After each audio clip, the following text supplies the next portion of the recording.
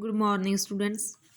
आज हम चंद्रधर शर्मा गुलेरी है जो कछुआ धर्म का लेखक, उनका जीवन परिचय करते हैं।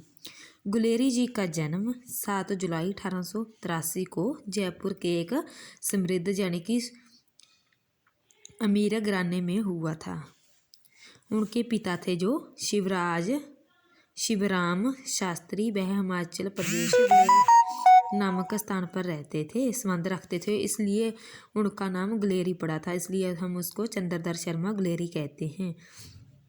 विद्यार्थी काल की जो उन्होंने अपनी अद्भुत प्रतिभा का परिचय 16 वर्ष की आयु में आपने प्रयाग से मैट्रिक परीक्षा की थी, जो वह प्रथम स्थान में प्राप्त की थी। उसी से उनकी प्रतिभा का हम अंदाज़ा लगा सकते हैं कि वह कितने समृद्ध व्यक्तित्व के धनी थे। इसी वर्ष जब उन्होंने मैट्रिक परीक्षा पास की 16 वर्ष की आयु में, उनकी नियुक्ति माऊ कॉलेज अजमेर में संस्कृत के प्रधानाचार्य के रूप में हुई, क्योंकि उस समय में 10th के बाद भी नौकरी प्राप्त की जा सकती थी। उसके पीछे उसे काशी के हिंदू विश्वविद्यालय, जो काशी का हिंदू विश्वविद्यालय है, उसमें ओरिएंटल कॉलेज के प्रिंसिपल नियुक्त हुए। उसके प्रिंसिपल हो गए। उसके बाद उसको प्रिंसिपल की नौकरी मिल गई। 1920 में छोटी ही अवस्था में उनका देहांत हो गया। 1883 को उनका जन्म हुआ था। 1920 में छोटी ही आयु में उनका निधन हो गया, यानी कि देहांत हो गया।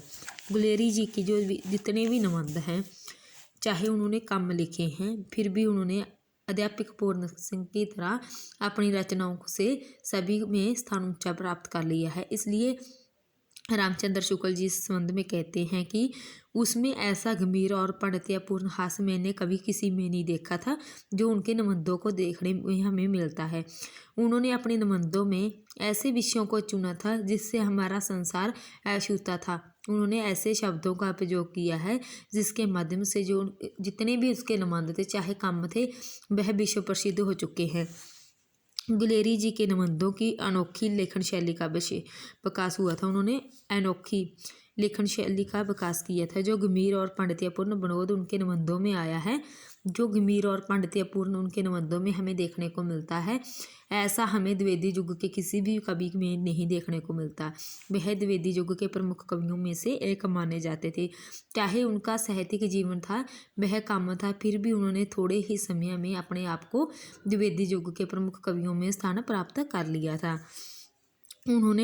उनकी रचनाओं में विद्वान और पाठक ही आनंद नहीं लेते, आम वर्ग के व्यक्तित्व, चाहे आम व्यक्ति हो, चाहे किसी भी विद्वत प्रतिभा का स्वामी हो, सभी उनकी रचनाओं से आनंद लेते हैं। उन्होंने अपनी रचनाओं में अनेक शब्दों का प्रयोग किया है, जैसे पांडित्य के साथ उन्होंने चुलबुलापन और प्राचीन संस्कृति का भी प्रयोग किया है। आज आगे बात करते हैं गुलेरी जी की भाषा। उन्होंने अपने निबंधों में किस भाषा का प्रयोग किया है? गुलेरी जी की भाषा अत्यंत सरल और सुबोध है। उन्होंने अपने निबंधों में सरल और सुबोध भाषा का प्रयोग किया है। उन्होंने संस्कृत के पंडित होते हुए भी उन्होंने आम साधारण की भाषा में, जो आम बोलचाल की भाषा थी, उसी में लिखना पसंद करते थे, क्योंकि वह मानते थे कि यह भाषा है वह जनमानस की भाषा है। यह जनमानस के लिए हमने जो भी कुछ लिखा है वह जनमानस के लिए है।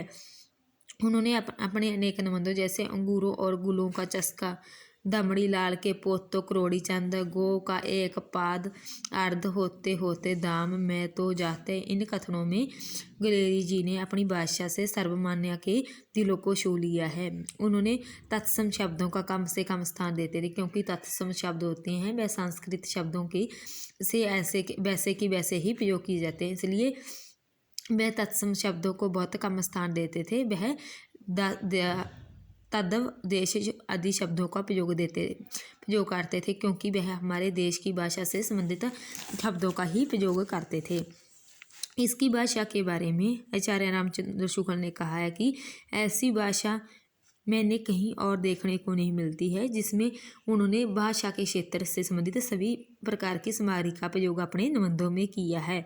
चाहे उनके लेखन कार्य कम था, फिर भी उन्होंने थोड़े से लेखन कार्य से सभी को आनंद प्रदान किया है। गुलेरी जी के निबंधों के विचारों की मौलिकता, चिंतन की स्वाधीनता भी मिलेगी, आर्थिक गंभीरता और व्यापकता भी हमें देखने को मिलती है। इसलिए हम कह सकते हैं जो चंद्रधर शर्मा गलेरी थे वह द्विवेदी युग के सबसे सर्वश्रेष्ठ निबंधकारों में से एक माने जाते थे।